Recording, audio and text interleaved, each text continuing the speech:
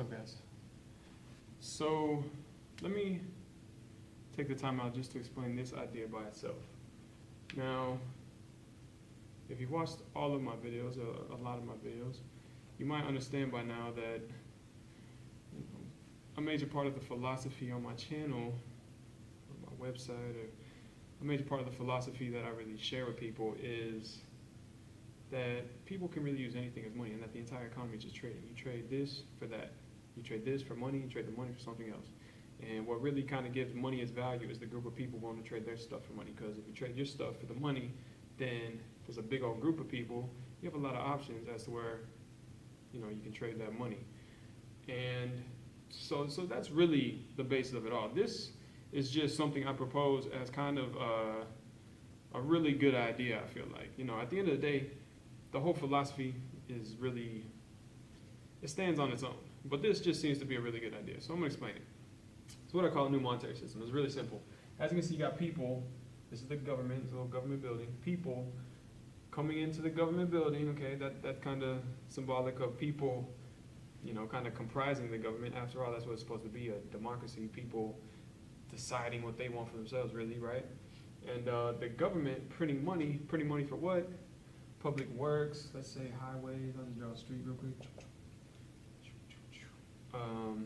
Whatever they might need, medicine, that little cross thing. Sorry for my terrible sideways drawings. And whatever else they might need, right? Public works, that's the easy way. So you got the people comprising the government deciding what they want to spend money on, okay? Roads, medicine, airports, anything, public works, schools, anything like that, right? And printing the money to pay for those, which really means printing the money to pay the people who actually create the roads, or doctors in hospitals and stuff like that, teachers in schools, the people who actually create the schools. Sorry, it's a mosquito. Go away, mosquito. Sorry, I had to do it. So yeah, government print money to pay for the public works. And a lot of people will be like, oh, don't let the government print money. Well, if you watch a lot of my videos, you'll know how the value of money is determined. And the whole point here, really what's super important about this, the only way that this would actually work, is if people are pretty much comprising the government.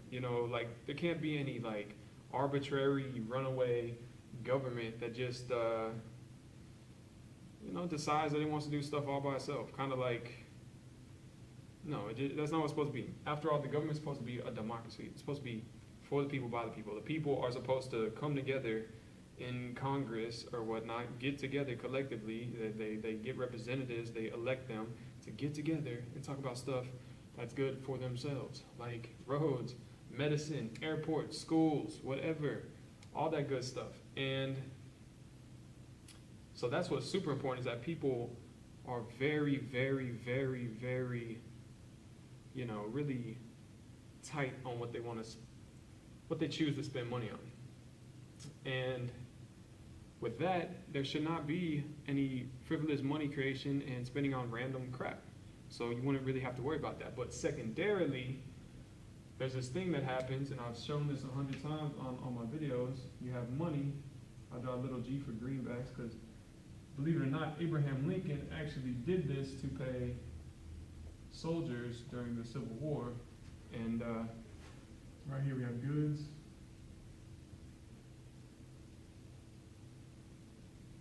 And services. And something that happens is this group of people that use the greenback grows, and they compete for the money. The more people that want it, the more competition there is. How do they compete? They offer goods and services for the money itself. And eventually, people will be trading a lot of goods and services per unit of this currency, and thus it will have a very high relative value. And when that happens, the government does not have to print as much to hire people, because the amount of goods and services, labor, whatever, that they trade for this money will be so high that they won't have to print much to, buy goods and services, labor, to build roads, paying staff in hospitals, whatever. It's a natural thing, supply and demand. So obviously you don't want to just print a whole bunch on random crap, but secondarily, when this stuff starts coming out and more people come and start to use it, compete for it by offering goods and services, guess what? They're going to be offering a lot of goods and services for it. And eventually it will have a really high relative value. People will be offering a whole bunch of it per unit of money. And thus, you, as part of the government, will not have to pay a lot to build a road, to hire people to build a road, to hire people to work in hospitals, build the hospitals, airports, medicine, schools, teachers, whatever, police officers, whatever, firefighters, all that stuff. When the relative value of the money gets really, really high, barely any money has to be printed to pay for all that stuff. And that's really about as simple as it is. I know a lot of people hear me say, oh, have the government print money. They think, oh my gosh, that's a bad idea. Well, guess what? You should be extremely involved in the government. The government is supposed to be just a gathering of the people, kind of deciding on what they want to do. You know what I mean? You should be going to your local city hall meetings. You should be going, every little thing, it's a democracy. You're supposed to be involved. And you should be sitting in the House of Representatives. If you don't like something, you should be sitting in the House. You should not be just whining or whatever. Look, if people would vote for me, I would be in there right now. But, a lot of people look at me and they think I'm just some random guy. They're like, okay, this guy's sketchy. Well, see, they're not even, how many people are voted into office on some frivolous thing? Some people vote straight ticket. They don't even know all these people that go down. They don't know anything about them. They get voted into office. That's crazy. You need to be extremely involved in government. We need to be extremely involved in government. After all, government is supposed to be the gathering of the people. You could say it's the gathering of the chiefs, coming together and kind of, deciding on things that are good for each other collectively. Like the United States government, the United States itself is 50 states, independent governments. And then those governments, those states kind of elect representatives to go to the House of Representatives. You see, it's the chiefs getting together, making decisions collectively for the bunch. And that's why I suggest just have state governments print their own money, each one have their own money, no problem. If y'all want to go to a different state, all you gotta do is exchange the money. You do that when you go from America to a different country, no problem. And so if the states want to do this, I live in Texas. Greg Abbott, that's the man in charge right now. He's the governor, whatever. We have our own little Congress or whatnot, but I highly suggest this. Dude, it's such a simple solution. And naturally, when the government prints this stuff to pay workers, I'm pretty sure people start using it. Believe me, they will. And there should be multiple different types of currencies anyway. There should be multiple different types of money in use. Like I said before, I could trade this for anything, and the only thing that matters is who I can then trade that thing to. You know what I mean? So there could be as many different groups, different types of money as anybody is willing to use. If I trade this for gold, who can I trade the gold to? The people who are going to trade this stuff for gold. Silver, same thing. Dollar, same thing. Different currencies around the world, same thing. This, same thing. It's just a group of people that want to trade this stuff for it. And with that being said, on top of this, just as a little bit of icing on the cake, if the government's printing money to pay for public works, no taxes. Do not have to steal your paycheck to pay for this stuff. Government just prints it. People have already said this 100 times, inflation is like a natural taxation, exactly. But like I said, and as this group of people grows, and people are offering a lot of goods and services per unit of money, guess what? Government doesn't have to print too much. And that's how a natural money works. That's how, the value of the money naturally, if the supply doesn't go up crazily, if it's not crazily inflated, guess what? It naturally goes up in value. So, savers, people who save money, they can hold it in their bank accounts. 20 years later, it's going to be worth like twice as much. It could be worth more than that. It could be worth a whole crap load more. There's specific functions involved, which I talk about on my channel, like the available supply. If everybody decides to start saving money, that's going to cut the available supply, and then there's going to be so much that that's left for people to really use in the economy, and that's going to be kind of like something you might see with like a cornered market on some type of good where they kind of create an artificially low supply and it causes the price to go up, causes the relative value to go up because there's just a really low supply available. That's a natural thing that happens. It'll always happen, and that's something that people have to learn to mitigate those risks, with saving any type of asset, money, or even real estate or gold or silver or anything.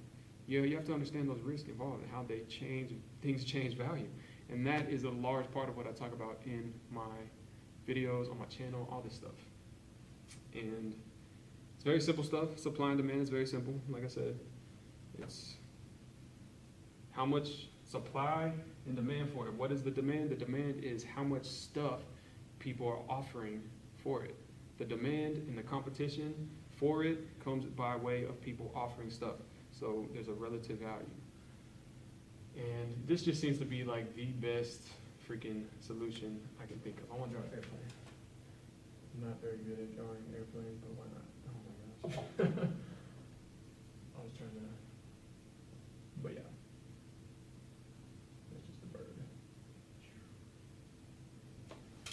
That's my bird plane. It's a new model. Just kidding.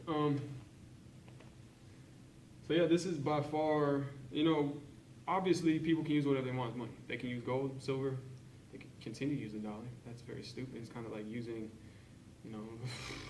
I've mentioned Pokemon cards as money. That sounds stupid too. Because why would it be stupid to use Pokemon cards as money? Because the people who make them could just print them. Guess what they're doing with the fiat currencies around the world? Print. And it's just blowing up, just totally losing value. Like I said, supply and demand, they're just totally printing it and losing value. If you're holding on to dollar bills or any of these fiat currencies that they just print, you are not understanding the money game. You're not understanding how to mitigate the risk when these value, with supply and demand and the changing values. You are not understanding that. That's a lot of what I talk about on my channel. And that being said, this is a genius solution. I know it is because I understand all the economics. You might not understand it yet. I know it's a genius solution. It's possibly the best solution. It's literally, to be honest, it is the best solution I can think of, or that I've thought of. I haven't thought of anything better. It's straight up genius. No tax. Government prints money to pay for stuff.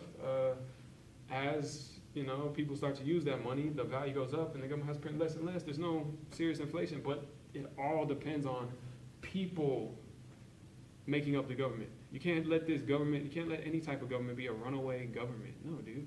People have to be extremely involved. Like I said, I like Texas. I think Texans are pretty cool. They know how to keep the eye on the ball, you know what I'm saying? And I don't see much corruption, it doesn't look like, in our government. So I think Texas is a good, it will be a good trial, for this idea. At least. I don't even think I think everybody should do this, straight up. I mean, I gotta be honest, I think this is just clearly the way to do it. I was studying monetary history a couple days ago, and it wasn't that long ago that like every bank had their own type of paper money. Like every single bank had their own type of paper money. I'm like, dude, and I thought it would be a big deal to have, per state have their own freaking money. Dude, it's nothing compared to what it was. It was like a wild, wild west of money. Like, no way. This is totally legit. You want to go from one state to another, all you gotta do is exchange the money. They'll have natural exchange rates, just like you can see on the freaking, I forget what they're called. Not the stock market, but where they exchange currencies, whatever. Just like that. Just you coming from a different state, coming to Texas, boom, just trade whatever money you have for this. There's gonna be obvious exchange rates. Boom, it's very simple. And it's no problem. And every state, look, they can look after their own health and their own money. If one state wants to screw over themselves and their own money, that's on them, dude. Look, I got faith in Texas. I like Texas. Texas, what's up? Let's get on the ball. That's what it is. For real, if all these other states want to mess up their own currency, if people don't want to be involved in the government, they don't freaking, I don't know. It's a lot better than having a federal government just print money for crazy stuff. It's 1,000 times better. I think eventually people are going to just get rid of the dollar because it's so freaking inflated. It's just smart. You don't want to be holding on to an asset that's depreciated. That's just stupid. So naturally, people are going to get rid of it. And here's the obvious next thing we should do. Obviously, the federal government or whatever does not know how.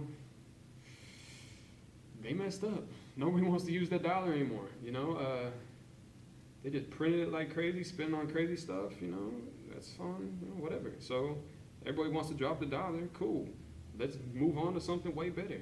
Texas, Lone Stars, call them that, Lone Stars. I don't know, something like that. Lone Stars. Got my Lone Stars? I don't know, sounds good. Something like that. Either way, government, print money, local governments, more local than federal, states, let's say. Print money, pay for roads, hospitals, airports, schools, whatever. Freaking police officers, firefighters, whatever, all that. You know, we got Texas National Guard, all that. Pay for the soldiers, all that. Stuff that's useful, and people need to be extremely involved in these choices that are being made. They can't just like act like it doesn't matter, because it does matter. Because if you have a government, kind of like the federal government, just printing it and spending on crazy stuff, the government doesn't actually print the money, they print treasury bonds, and people, you know, and then you have banks, which you have the Federal Reserve, which prints money that buys them, and then it's kind of just borrowing that money. Either way, the dollar, that's really actually a banker currency, so it's not the government that really messed it up, it was really the Federal Reserve, which is a privately owned bank, if you didn't know that, messing up their own currency by just crazily inflating it. Also, fractional reserve banking, that's a stupid process where money's just created like crazy. Totally dumb. This is way better. Do this, cut fractional reserve banking, boom. We have a simple solution on our hands. And like I said, people still use whatever else they want. They can trade this stuff for gold and then, you know, whatever else they want to. No problem. But this is genius. To fund the government, to no taxes, to pay for stuff. What are you gonna do, print money? Pay people. But people have to make sure they are involved in government and involved in making these decisions to make sure that the government is, or to make sure that we are spending money on things that are good for ourselves, things that matter. This is literally like the best solution that I can see, straight up. I do not see any other, you know, this is just pure, simple, simplified, you know, just ingenious, I don't know, something like that. It's so simple, it's so straightforward, it's just simple, you know, like, bam, come on. It's great, it's very good, it's very good. So that's my suggestion. It all depends on people being extremely involved in government, because we already seen what happened with the federal government printing crazy amounts of money and spending on crazy stuff, wars. Dude, who knows how many like black ops programs the federal government has? Who knows, dude? They're like, I heard the freaking Pentagon like couldn't account for like $2 trillion like right before 9/11. Are you kidding me? $2 trillion is unaccounted for? What does that mean, really? $2 trillion means however much stuff they traded that for, like however much labor, you know, stuff. How do you just not have $2 trillion? That's insane. That's why I say it all depends on people being extremely involved in what the government, just people have to comprise the government. That's what it comes down to. And I really want to kind of stress that element. People, that's the whole point of the government to begin with. It's the gathering of the chiefs to make decisions that are mutually beneficial to everybody. Roads, hospitals, airports, whatever, infrastructure, public works, whatever, all that stuff. Running water, stuff like that. Parks, everything. It's so simple. If anybody's gonna create money, if money's gonna be created, what should it be by any one man? One man has the right to just create money and then trade it for whatever he wants? No, never. So if anybody's gonna be creating money, it should be the people. And it should be spent on things for everybody. Very simple. I'm gonna leave it at that. Hope you guys enjoyed. Catch me on the next video. Talk to you guys later.